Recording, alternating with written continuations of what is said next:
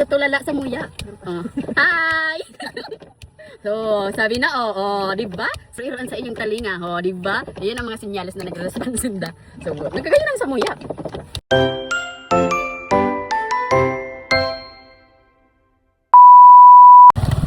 Hi guys! Welcome back! Uyan naman ang biyaheng maon, tulon.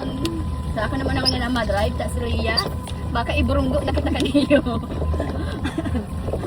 Pupurutan kita kanisa umana. Uranon paligdiya sa Pilipinas namin. Kaya minsan iniisip ko kumaguli na sa USA di San Isidro. Kasi digdi sa Pilipinas pero may maulan ang inaagi ang priting perming bagyo. Ano man daan niyo? Minsan namimiss ko naman ang bansang USA San Isidro. Kumusta na kayo mga tao dumang? Magagayang pa ang mga tao dumang. Shout out sa mga followers ko dyan sa San Isidro. So, mabuhay kayo hanggang gusto nyo. Papulugon ang sa kuyang hawak. Narugado ako kang sa kuyang amo.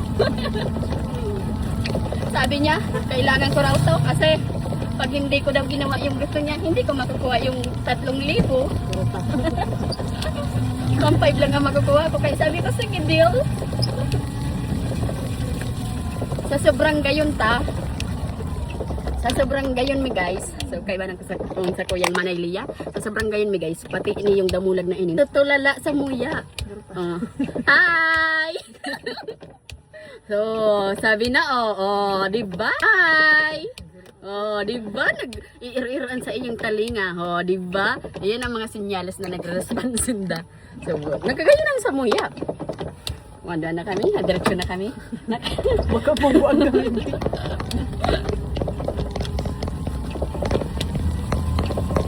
Iba talaga ang gayon sa mga taga San Isidro. Pati mga damulag na tutulala. Damulag pa. Pati damulag na tutulala.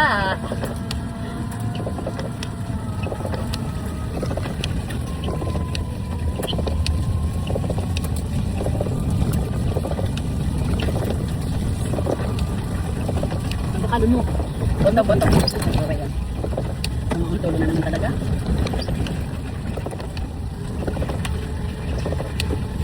Baka sa sunod, baka naman sa Andaya Highway ang sa imong bisitahon.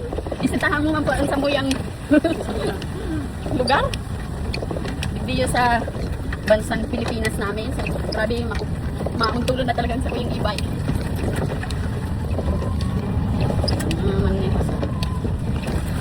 Baraha.